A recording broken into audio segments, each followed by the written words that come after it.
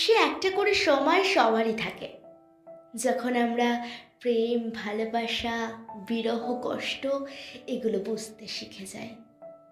টিউশনের নোটসের ভিতর রাখা প্রেমপত্রগুলো, বা ক্লাস শেষে একসাথে বাড়ি ফেরা, জমানো পকেট মানির টাকায় একসাথে ফুচকা চুরমুর খাওয়া। অনেকটা দিন পর ঠিক কলমের স্পর্শ পেয়ে একটা গল্প হয়ে যায়। তখন আমরা শিশু রবীন্দ্রনাথকে ভুলে প্রেমিক রবীন্দ্রনাথকে খুঁজতে ব্যস্ত হয়ে পড়ি। প্রথম দেখাতে লজ্জা পাওয়া, প্রথম কথা বলা, অথবা প্রেমপত্র লিখতে গিয়ে ভালোবাসা বানান ভুল লেখা। একটা সময় পর সব কেমন যেন অভিনয় মনে হয়। বুকের ভেতরে সাদা পায়রাগুলো কেমন যেন ছটফট করতে থাকে, আর আমরা একতরফা ভালোবাসাগুলো মুছে ফেলি। এই একতরফা প্রেমে না পাওয়ার, বিচ্ছেদের, হারিয়ে ফেলার ভয় থাকে না। অনেকটা পারহীন নদীর মতন হয়। নিজের জীবন তরীকে পারহীন নদীতে আজীবন ভাসিয়ে নিয়ে যায় ভালোবাসা। আমাদের আজকের গল্প অভিনয়। পৃথিবীর সবচেয়ে কষ্টের মুহূর্ত কি জানেন? ভালোবাসলেও সেটা বলতে না পারার কষ্ট। গৌরবের কষ্টটাও সেরকম, একটা অভিনয়। না না, আর কিছু বলবো না, চলুন শুনে নিই আজকের গল্প অভিনয়। কলমে রয়েছেন রূপম মুখার্জি।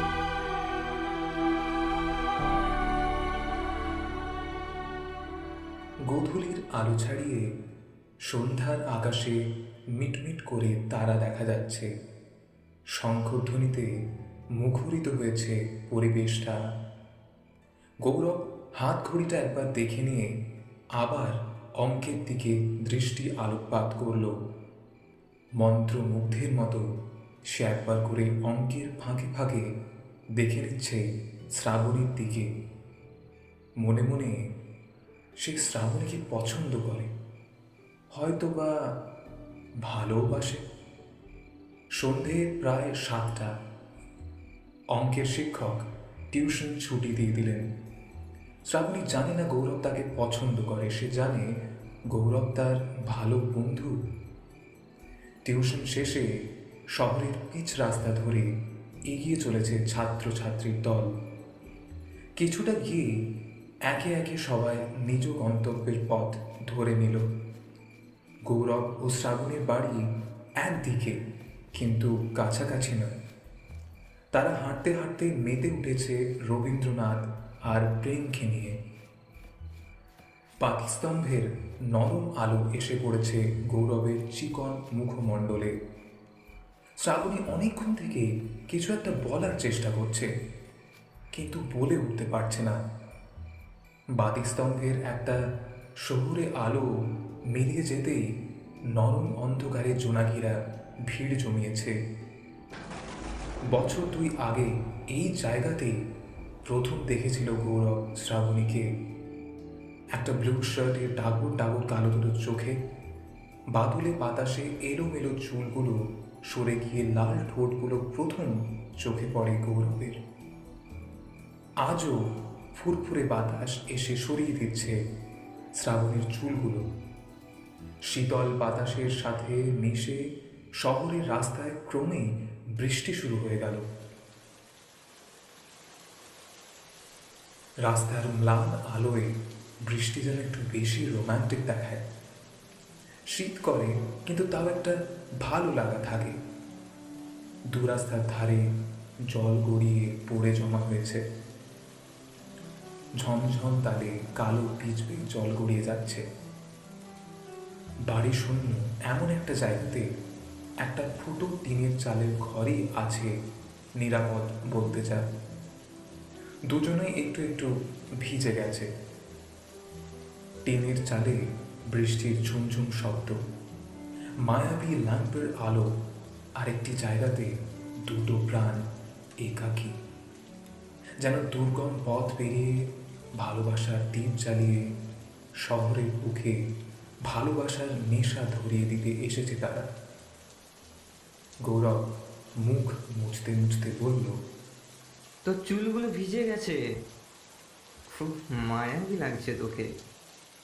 বৃষ্টির শব্দগুলো শুনছিস, যেন এক লাজুক প্রেমিকের প্রেমের ভাব বুঝিয়ে দিচ্ছে। এই ছেড়ে আসা জোনাকি, মুছে ফেলা বৃষ্টি, নরম ম্লান আলো, সব যেন কিছু একটা বলতে চাইছে। থাক, তোকে আর কবি হতে হবে না। এই রোম্যান্টিক ওয়েদারে আমি তোকে আর ওই তোর হিরোইনের মতো চুমু দিতে পারবো না। তার চেয়ে ধর নে, রুমালটা দিয়ে মাথাটা ভালো করে মুছে নে। ন্যাকা, আমি যেন তাই বললাম তোকে। আমি না, তুই আগে মোস, তোর তো আবার অল্পতে সর্দি ধরে যায়। আচ্ছা তাই? গৌরব এগিয়ে গেল। শ্রাবণীর গাল বেয়ে নেমে আসা বৃষ্টির জল দু হাতের বুড়ো আঙুল দিয়ে পরিষ্কার করতে থাকল। শীতল বাতাস এসে ঝাপটা মারছে তাদের গায়ে। একটা বই চলা জলের স্রোত যেন একটা স্বাচ্ছন্দ্যে এগিয়ে যাচ্ছে পাশে কোথাও। সেই তালের তাল মিলিয়ে একটা গান ভেসে আসছে। শ্রাবণী গুনগুনিয়ে উঠছে, মন ছিল মনেরই। টিনের চাল বেয়ে পড়া বৃষ্টির জল হাতে একটু একটু করে নিয়ে ছুড়ে দিতে শুরু করলো গৌরবের মুখে। গৌরব দস্তুর মতো চেয়ে রইল শ্রাবণীর দিকে। সুদীর্ঘ পল্লবের মতো কালো চোখ, যাকে সহজে তর্জমা করা যায় না। কচি কিশলয়ের মতো ঠোঁট, কচি শস্পের মতো ঘন চুল, সে কি রূপ মাধুর্য! একটু একটু করে খিলখিল করে হাসছে মেয়েটি। এই ভব্যতা হাসির মায়া এমনই যে সুখ শক্তিকেও নিদ্রাহীন করে তোলে। গৌরব ভাবল, সে যে তাকে ভালোবাসে সে কথা বলে দিয়ে শ্রাবণীকে জড়িয়ে ধরবে। জড়িয়ে ধরার সুষমা তার চঞ্চল মনকে লুব্ধ করতে থাকল। তারপর ভাবল, শ্রাবণী হয়তো জড়িয়ে ধরবে বা চুমু। গৌরবের ঠোঁট কাঁপছে, কিছু একটা বলবে সে। তার আগেই শ্রাবণী বলে, একটা কথা রাখবি? শুধু একটা? সব কথাই রাখতে রাজি। জানিস তো, না বলার ভয় একটা জমাট বাঁধা কষ্টের মতো। হেগার আমি তুই এবার প্রেমের জামা পড়লি নাকি? গৌরব একটু থতমত হয়ে বলল, বেশ সালা, এই হলো মেয়েদের এক ঝামেলা। চোখের কাছে শুধু প্রেম ফুটে থাকে না। ওরে আমার বোকা চাঁদ, তুই এসব বুঝবি না। মেয়েদের কষ্টটা তো প্রেমই ঢাকন দেয়, পাশে নয়। মনে ঢুকিস, বুঝতে পারবে আমার সোনা। আচ্ছা শোন না, একটা উপকার করবি ভাই? আরে আমার মা, তুই আমাকে একবার বলে তো দেখ। তুই আমার প্রেমিক হবি? এই কথা শুনে গৌরবের হৃদয় শরতের শুভ্র মেঘের ন্যায় স্নিগ্ধ হয়ে গেল। যে কথা সে এতদিন ধরে বলতে পারেনি, আজ সে খুশিতে বাঘহারা হয়ে যাবার উপক্রম। কিন্তু তাও একটু ভাও খেয়ে গৌরব বলল, কোথায় কাশ্মীরের উল আর সালা কোথায় বগলের চুল। সোনা, আমি তোমার প্রেমিক। সালা যা খুশি তাই। বয়স 17 শ্রাবণীর সরু ঠোঁটে তাচ্ছিল্যের একটা হাসি ঘিরে গেল। বৃষ্টি তখন ক্ষীণ হয়ে এসেছে। কিরে, তুই সত্যি ভাবলি নাকি? আমি তো একদিনের জন্য বললাম। একদিনের জন্য মানে? ইয়ার কি নাকি? হলে একেবারে মৃত্যুর সময় অবধি যাবো। আরে না না, ইয়ার কি না, আসলে আমার একটা সাহায্য চাই। তুই না করবি না, আমি জানি। বুঝিয়ে বল ব্যাপারটা। আমি একটা ছেলেকে ভালোবাসি, জানিস? সে এখনো চাকরি জোগাড় করতে পারেনি। আর এদিকে বাড়িতে স্কুল শেষ হলেই আমার বিয়ে দিয়ে দেবে। ওরা বিয়ে ঠিক করে দিয়েছে জানিস। বাবা আমাদের মেনে নেবে না, কিন্তু আমি ওকে ছাড়া থাকতেও পারবো না। তাই আমি বাবাকে বলে দিয়েছি যে আমি তোকে ভালোবাসি, যাতে আমার বিয়েটা আটকে যায়। আর জানিস, আটকেও গেছে। এত বড় ঢপবাজ তুই! ভালোবাসার একা নাকা কথা, শালা আমাকেও ফাঁসাবে আবার নিজেও ফাঁসবে। ভাও খাচ্ছিস বল? চিন্তা নেই, ও চাকরি পেয়ে যাবে কিছুদিনের মধ্যে। তুই শুধু আমার বাড়িতে গিয়ে তোর এই ভদ্র সভ্য মুখটা একবার দেখিয়ে দিস। এটাতেই তো তুই সবাইকে গলিয়ে দিস। আর কি বলতে হবে না হবে সেসব আমি তোকে পরে বুঝিয়ে দেব। আমি জানি তুই আমাকে না করতে পারবি না। সবাইকে কি গলাতে পেরেছি?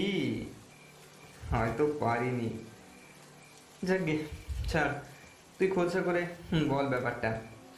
মানে সাধারণ কথায় তোকে আমার জন্য একটা অভিনয় করতে হবে। ভালোবাসিস? কিন্তু কাকে? সে পরে তোর সাথে আলাপ করিয়ে দেব। তুই আগে বল, অভিনয়টা করবি তো কাল? অভিনয়? আমাদের এই জায়গাটাতেই প্রথম দেখা হয়েছিল, মনে আছে তোর? তুই অন্য একটা টিউশন থেকে ফিরছিলি, সেই ব্লু শার্টটা পরে, চুলগুলো একটা ঝেড়ো বাতাসে উড়িয়ে দিচ্ছিল। কেমন আর চোখে তাকিয়েছিলাম তোর দিকে বল। আর ওই রকম ব্লু শার্টে এখানে হয়তো আর দেখবি না। কেন? আরে আমি কি বসে থাকবো এখানে নাকি? আমি তো চলে যাব। অনেকে চলে গিয়ে কষ্ট দেয়, কাছে থেকেও তো কষ্ট দেওয়া যায়। পুরনো চুমু স্মৃতির আকাশে বারবার বৃষ্টি ডেকে আনে। ফিলিংস জিনিসটা না কেমন একটা নাম না জানা ভাষার মতো, মুখস্থ করা যায় না, মন অটোমেটিক বুঝে যায়। গৌরব যে প্রকৃত অভিনেতা সেটা আর বোঝবার বাকি রাখে না। তার মনের মেঘে জমে থাকা সেই কথাটা কাঁপা ঠোঁট দিয়ে আর বেরোয় না, যেন সদর্পে সে কথাটা গিলে নিয়েছে, বা হয়তো গিলতে গিয়েও আটকে গেছে, যেন ভারী হয়ে বসে গেছে গলার ওপর। ভালোবাসি কথাটা বলা যা সুখের, আগলে রাখা তার থেকেও বেশি কষ্টের। শ্রাবণীর প্রস্তাবটা বন্দুকের গুলির মতো গৌরবের হৃদয়ে গিয়ে লেগেছে। অনেকটা রাস্তা একসাথে হেঁটে হেঁটে চলেছে তারা। বৃষ্টি শেষ হয়ে গেলেও ভেজা রাস্তা পেয়ে ক্যাচ ক্যাচ করে হাঁটার শব্দটা থেমে গেল। তারপর সেই হেমন্তবাবুর গানটার মতো আজ দুজনার দুটি পথ ওগো দুটি দিকে গেছে বেঁকে। সেই বাঁকা পথ ধরে তারা নিজের নিজের বাড়ি চলে গেল। সেই দিন রাতে শ্রাবণী ফোন করল গৌরবকে। শ্রাবণী তার প্রেমিকের নামে হাজারো নালিশ শোনাতে থাকলো, আর কি বলতে হবে কাল তার বাড়ি গিয়ে সেসব বোঝাতে থাকলো। হঠাৎ করেই ভেজা ভেজা গলায় গৌরব বলল, ছেড়ে দে তোর ওই প্রেমিককে। যে চায় তাকে সময় দে, যে অবজ্ঞা করে তাকে যেতে দে, যে আসতে চায় তার জন্য দুহাত খুলে দে, তাকে আগলে রাখতে শিখ। তাহলেই প্রেম আর ভালোবাসার মধ্যে তফাৎটা বুঝতে পারবি। তারপর হালকা কৌতুক মিশ্রিত স্বরে শ্রাবণী বলল, মানে কে আবার আসতে চায়? কার কথা বলছিস? আমার? ধুর সালা, আবার ফাজলামি শুরু করে দিয়েছিস। মাঝে মাঝে দেশি খেয়ে বলার মতো তুই কি যে সব বলিস।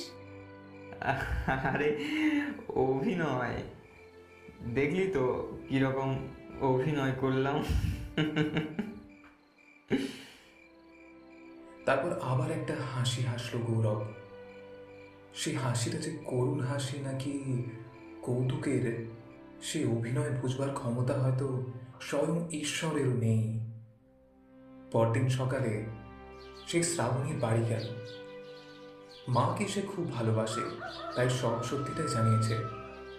মাকে অনেক করে মানিয়ে সে এসেছে। তার শোভিত ভাষা আর সচেতনতা বোধের প্রমাণ সে সহজেই দিয়ে দিল। শ্রাবণীর বাবা মুগ্ধ হয়ে শুধু বলল, এখন অনেক ছোট আছো তোমরা, আগে নিজের পায়ে দাঁড়াও, নিজেদের ভবিষ্যতের দিকে নজর দাও, তারপর তারপর না হয় এসব নিয়ে ভাববে। হ্যাঁ কাকু, তবে আপনি প্রমিস করুন ততদিন আপনি শ্রাবণীর বিয়ে দেবেন না। এসব ভাবার তো অনেক সময় পাবে। দেখো, তোমরা যথেষ্ট বড় হয়েছ, আর তোমরা নিজেদের পায়ে দাঁড়ালে আমরা আটকানোর কে? এসব নিয়ে ভাববার জন্য অনেক সময় আছে। তাহলে কাকু শ্রাবণীকেও সময় দিন, ও আগে পড়াশোনা করে নিজের পায়ে দাঁড়াক, সেটেল হোক, এর আগে ওকে বিয়ে দেবেন কেন? হ্যাঁ, আমি বুঝতে পারছি, তাই হবে। আগে তোমরা পড়াশোনা করো, আমি তোমাদের সময় দিলাম, পরে ভেবে দেখা যাবে তখন, কেমন? সময় তো সবচেয়ে মূল্যবান কাকু। ওই যে একটা কথা আছে না, মানুষ অর্থ দিয়ে ঘড়ি কিনে নিলেও সময় কিনে নিতে পারে না। যাকে ধন্যবাদ কাকু, আসলাম। এই পর্যন্ত বলেই সে বেরিয়ে গেল। তার একটু পরেই ফোন এলো শ্রাবণীর। ওরে, কি অভিনয় করলি, পুরো ফাটিয়ে দিয়েছিস তো। অভিনয়টা আমি ভালোই করতে পারি, তুই অভিনয় বুঝতে পারিস না। বৃষ্টি ভেজে রাস্তায় শ্যাওলাতে পিছলে গেলে খনুইয়ের মাঝে ধরে নেওয়া, দুহাতের বুড়ো আঙুল দিয়ে নরম গালে লেগে থাকা কান্না মোছানো, রাতের টিউশন থেকে একসাথে বাড়ি ফেরা, পকেট মানির টাকা বাঁচিয়ে দূরের কোনো এক গ্রাম্য দোকানে একসাথে বসে চা খাওয়া, সবই কেমন অভিনয় বল? হ্যাঁ, আরে ওকে, হঠাৎ ফ্যান্টি হয়ে যাচ্ছিস কেন ভাই? ফোনটা কেটে দিল গৌরব, শুধু একটা টেক্সট করলো, আর কোনোদিন কল করিস না আমাকে, কোনো দিন না। হাতে ফোনটা নিয়ে আছে সে। স্ক্রিনটার উপর এক দু ফোঁটা জল পড়েছে। গৌরবের খেয়াল নেই ওই স্ক্রিনের উপর পড়া জলগুলো তার চোখ গড়িয়েই পড়েছে। এক মনে সে বিড়বিড় করতে থাকলো, তুই অনেকটা বৃষ্টির মতো, মনে হয় আমার গোটা শরীর বেয়ে পড়ে যা, আমার সপ্তসজ্জার মতো ক্ষিতি তলের মতো অঙ্গে তুই বৃষ্টি হয়ে এসে আঘাত কর, আমার লুকানো প্রেমিককে জাগ্রত কর। আমি বসন্তেও তোর মতো বৃষ্টিকেই চাই। কি সব পাগলের মতো বিড়বিড় করে বকছিস বলতো ভাই? অভিনয়, সব অভিনয়, তুই বুঝতে পারবি না রে দিদি। কাল রাতেও তুই অভিনয় অভিনয় করে বকছিলিস ঘুমের ঘোরে। কিসের যে অভিনয় কি জানি। একটা শান্ত বিকেল, কয়েকটা পাখি উড়ে যাচ্ছে। সাদাটে বিকেলটা যেন ক্লান্তিতে হাঁপিয়ে উঠেছে। একটা মরা বিকেল, যেখানে মরে যাওয়া ঘাস থেকে বেঁচে ওঠা লাশ, সবাই সবাই যেন অভিনয় করছে। শ্রাবণীর মৃত্যুর খবরটা গৌরবের দিদি গৌরবকে জানাতেই সে মুচকি হাসি হাসল। জন্মিলে মরিতে হবে, এটাই যে মহাজাগতিক নিয়ম। তোর একটু কষ্ট হচ্ছে না ভাই? না না না না না না, কষ্ট কেন হবে দিদি? না, কষ্ট হচ্ছে না। ভাই, তুই যে ওকে ভালো। না দিদি, না না, ওটা অভিনয় ছিল, অভিনয় অভিনয়। গৌরব বেরিয়ে পড়ল শ্রাবণীর বাড়ির উদ্দেশ্যে।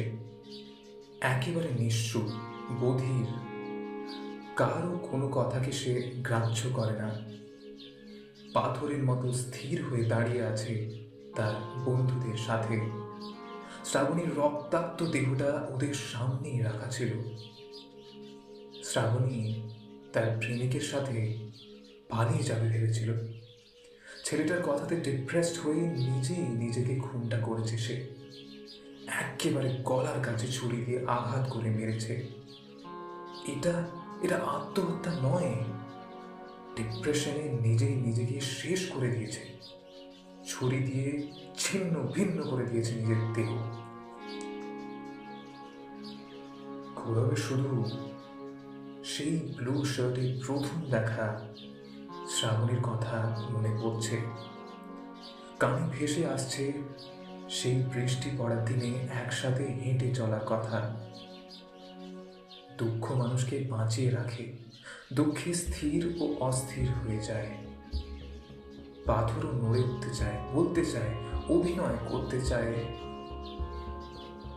আজ শুধু একটা কথাই বারবার মনে পড়ছে গৌরবের।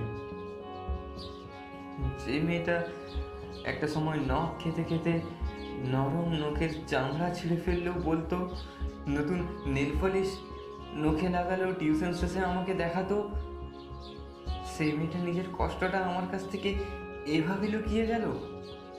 আমি কি তাহলে সত্যি অভিনয়টা ঠিক পারি না? মৃত শ্রাবণীর চোখ যেন অভিনয় ধরে ফেলেছে।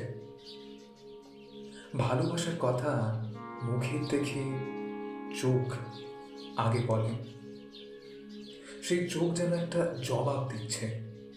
আমি তো তোকে সব কিছুই বলতে চেয়েছিলাম, কিন্তু তুই তো টেক্সট করেছিলি যাতে আর কোনোদিন যোগাযোগ না করি, তাই আর। একটু কাঁদার পর বাইরে বেরিয়ে এলো বাকি বন্ধুর দল। বন্ধুদের মধ্যে একজন বলল, তোর অবস্থাটা আমি বুঝতে পারছি। গৌরব বাঁকা একটা হাসি হেসে বলল, আমার আবার কি অবস্থা হবে রে, ওই তোদের মতোই ওর মিষ্টি গলাটা মিস করবো শুধু, এই যা। আর ভালোবাসা? সে তো সব অভিনয় ছিল রে, অভিনয়, জানিস না? ইনডাইরেক্ট ভাবে খুন করে দিব্যি আছে ছেলেটা। শ্রাবণীর বাড়িতে মিথ্যে অভিনয়টা আমি করেছিলাম, কিন্তু ওর বাড়িতে তো সত্যিটা জেনে গিয়েছিল। তা সত্ত্বেও সে কেন? আসলে খুনি তো সে নয়, সে তো ওর ভালোবাসা, আর আমি তো অভিনেতা।